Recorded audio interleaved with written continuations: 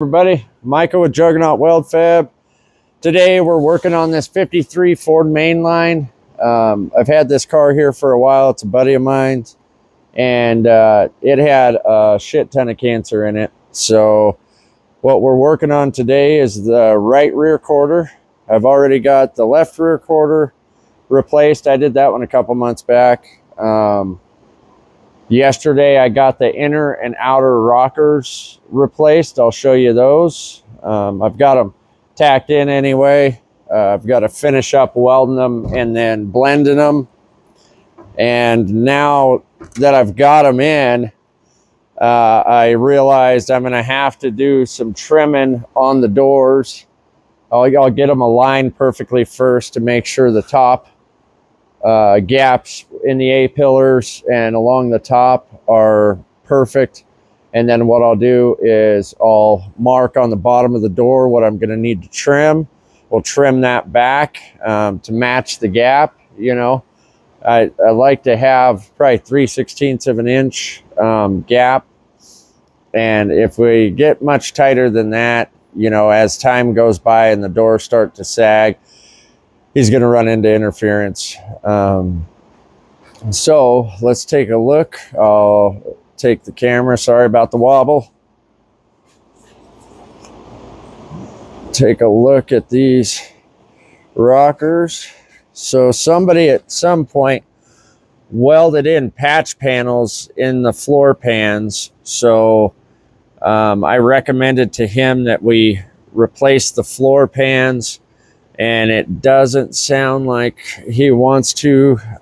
We may end up doing it once we pull these seats out and I really show him the extent of rust. We'll go from there and see what he thinks. But we got the rear of the rocker all lined up and welded in.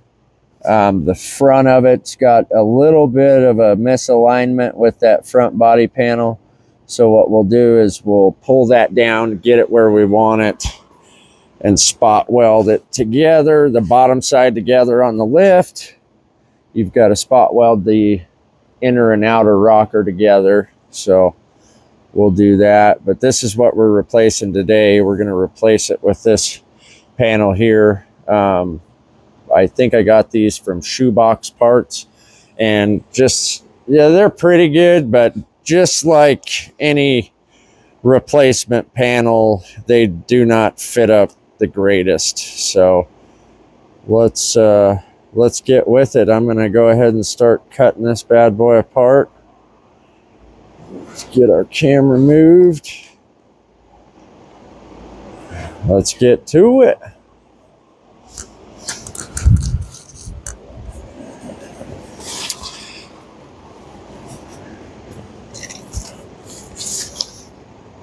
I've found that a cutoff wheel is the best approach for this.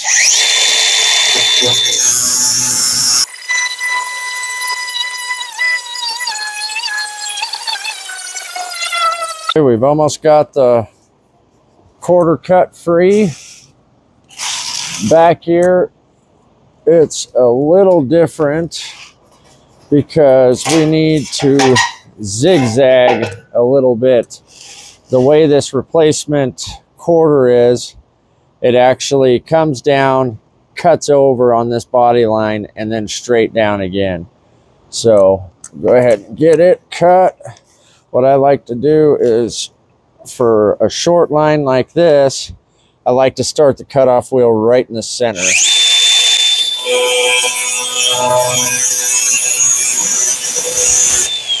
Okay, so you can see, cut a little bit past the line, which is fine. When we go back in, we'll weld that up, and there's really no way around it. You could use a body saw for something like this, but I hate the fact that you can't get the tight corners. You gotta bend the blade basically.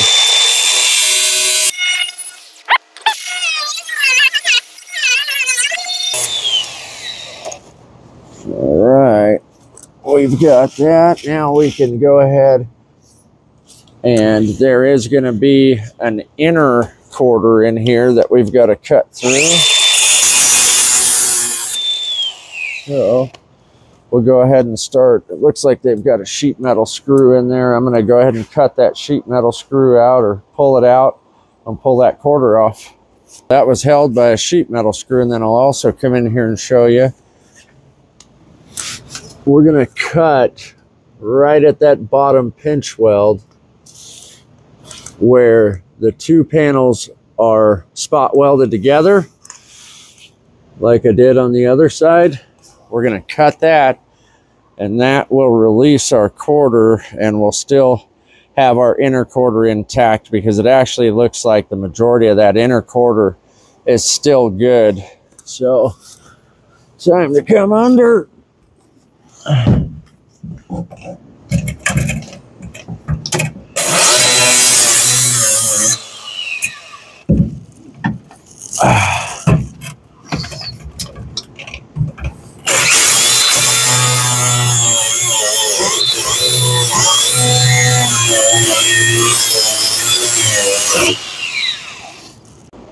Okay, so we got that cut out, and I try to be a little conservative with my cuts, obviously, for obvious reasons. If you go too much, it's a little harder to put it back. So I'd rather go less the first time. So when I'm fitting this quarter up, I'm pretty close up front. I'm about 1/4 of an inch off up front. And in the back here, I can see as I try to line it up, I've got about 1/2 of an inch back here before it's going to line up. So I've got to, yeah, about 1/2 an inch. So you can buy this this vinyl tape here. It's cheap. You can buy it, and I like to use it to line out my lines. Sharpie works too. I use Sharpie first, but that silver Sharpie was a little bit hard to see on this color. So get that lined out. Little piece wasn't wanting to stick, so there we go. So looks like that's what we've got to trim. So I'm going to come up right here at my line, start trimming to the bottom of this line. We'll see how close we are there. We got our new line cut. What I'm going to do now is take my pneumatic punch. This is a seaming tool, so you can actually put a seam in material like this, which is kind of nice, because what you can do is lay this up behind this piece of material, and it gives you a nice joint to weld onto. Okay, so you're not butt welding it, you're actually welding to a backer. But on the other side, it's also got a punch. So what I'm going to do is come in here, I'm going to punch a few holes along this. We'll get it set up where we want it. Transfer mark, so with a Sharpie, I'll mark where those holes are in relation on that panel. We'll punch those holes, and we'll get it held up with some Clecos. I'm going to go ahead and show you guys how this punch works. So you go ahead and come in here, and you want to make sure you're butted all the way up to the end of the throat on this punch. We're going to come along. I'm not measuring it out or anything. I'm just kind of coming in here and putting enough. I'll put enough Clecos in here to hold the panel where I want it to weld it up.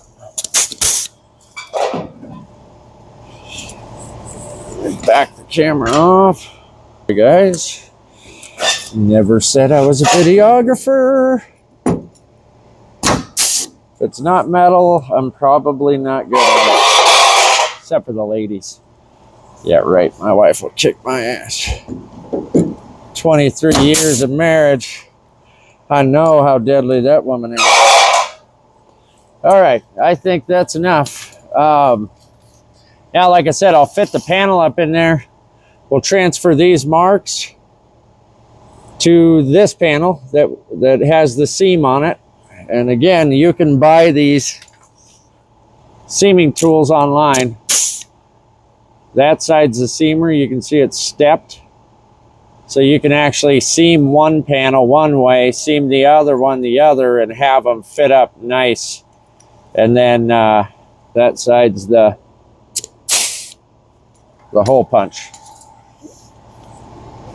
So let's go ahead and get that guy fit up there, and we'll get our holes. You can drill holes too. If you don't have one of those tools, you don't want to waste the money or whatever, you can drill these as well. But we'll go ahead and get this guy fit up in there. I'm gonna have to go grab some clamps.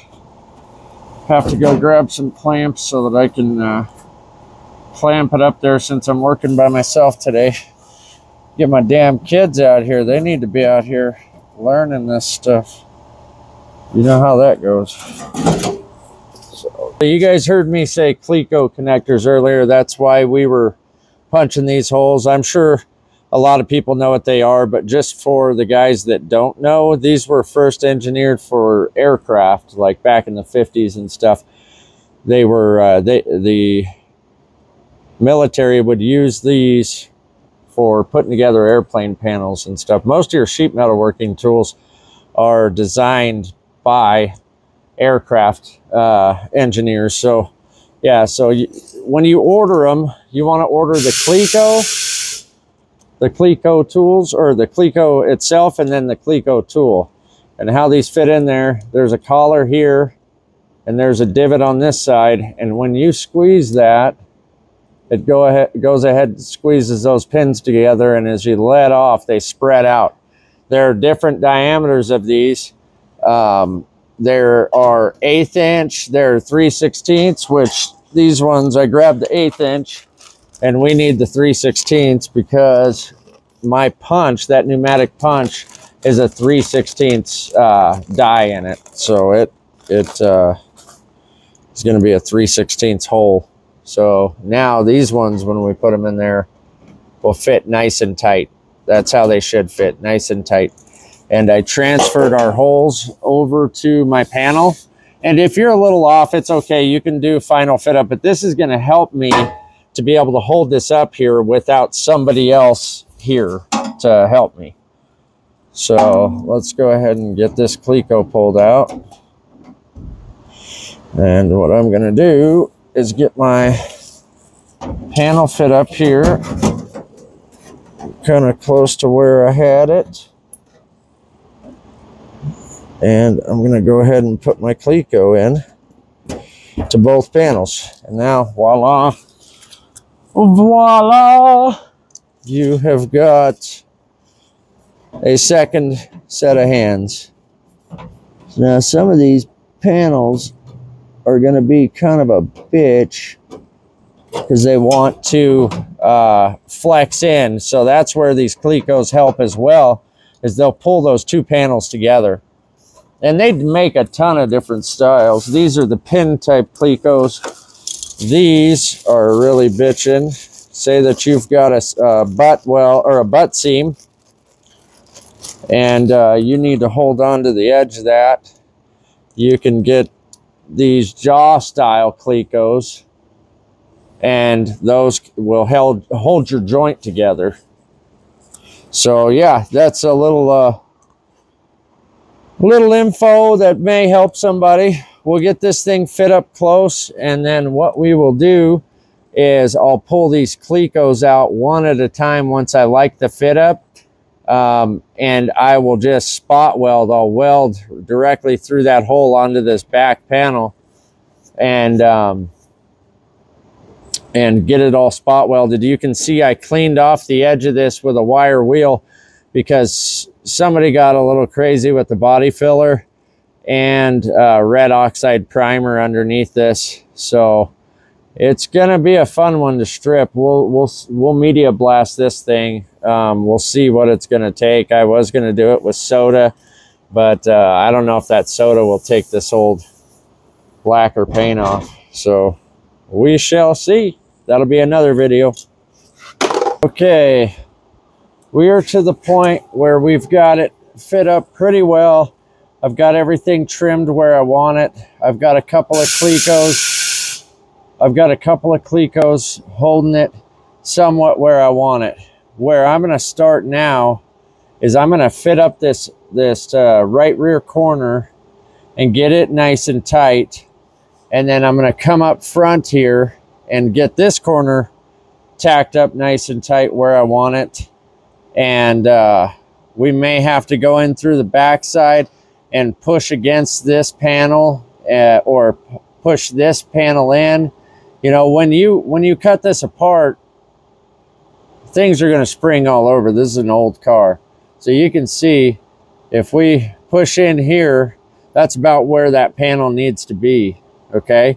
And then don't worry if it's a little bit off or a little bit bowed. When you come in with your inner quarter panel, you can suck everything up nice and tight where you want it, weld it up, put some stitches in there, and then panel bond it or seam seal it, you know, so moisture's not getting up in the trunk. I think it's going really well. Like I said, we did the left rear quarter, we did inner and outer rockers on both sides, and those turned out great. But these panels don't always fit up right. I mean, this place is pretty decent, but I mean, some of it's kind of janky. So you may have to do some trimming and forming. On the other one, I actually had to put the panel through the English wheel a few times just to get a little bit of a radius to match, because this panel isn't flat. It actually has a radius to it, and you can see their panel is pretty flat. This one is better, but they're still not perfect. So you do the best job you can with the metal work, and it makes it a lot easier on the body guy. If you're the body guy, then you definitely want to take your time and make sure everything's right. We're going to be using our Everlast MTS 275 Lightning. It's a beast, but we're not going to be running very high today. I've got it set at 18 gauge. It's got an auto set function, which is actually pretty darn accurate. And we're going to go ahead and get these corners tacked up and see where we need to be. If you haven't already, subscribe to our channel. It helps us. Look us up on social media. It's at Juggernaut Weld Fab. We're on all platforms. Like I said, it does help us out. So check us out there. I'm going to pull this panel back just a hair. Let's see. I'm going to, like I said, sometimes these things don't fit up quite perfect. So I'm going to kind of split the difference there because their radius back here does not match up quite right.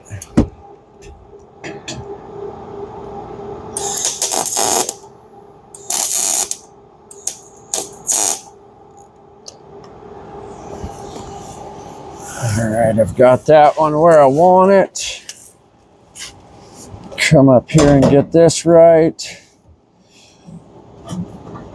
I want to match up the bottom corner of the wheel well and get that perfect.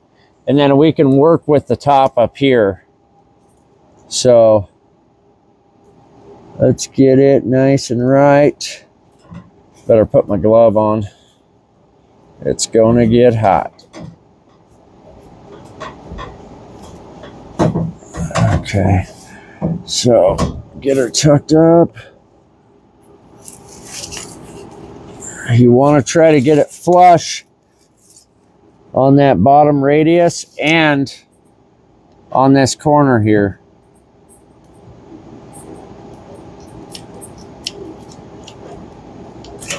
Oh, come on, baby. My damn torch, I don't have it screwed in all the way. Yep, didn't have my torch screwed in.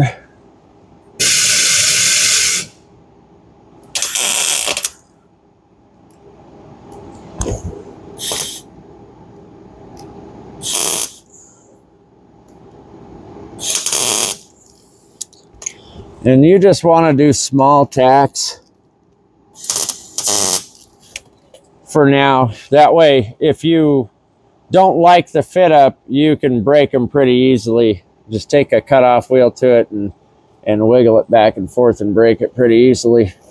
So now on the center of this panel, we want to go up. I gotta go get my tool. Give me just a sec, guys. These little Christmas tree trim clip tools usually works pretty good for getting up in here. We've got a portion of this inner fender well cut out.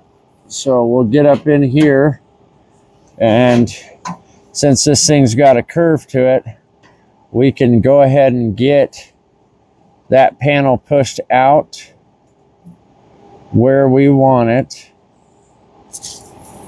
And then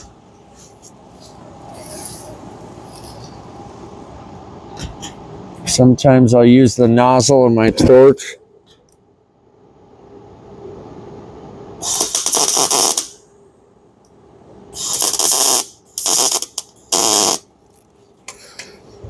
Now what I did there was where I punched my hole with my pneumatic punch, I went ahead and spot welded through that onto the back side of this panel.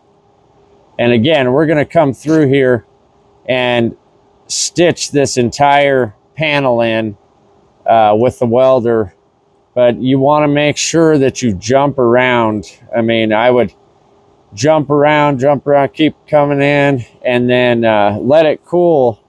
Because if you try to weld across that a solid weld, it's going to go all over the place. And then after you get done welding it all up, you can start blending this. You can use a flap disc at first to knock down the highs, and then I recommend a 2-inch die grinder with probably a 120 grit disc on it, then move down to the brown Scotch-Brite pads and then the red Scotch-Brite pads, and you should be good. And like I said, the better you can get this thing fit up, the easier it's going to be on your body guy or yourself. Hey, thanks for watching, guys. I really appreciate it.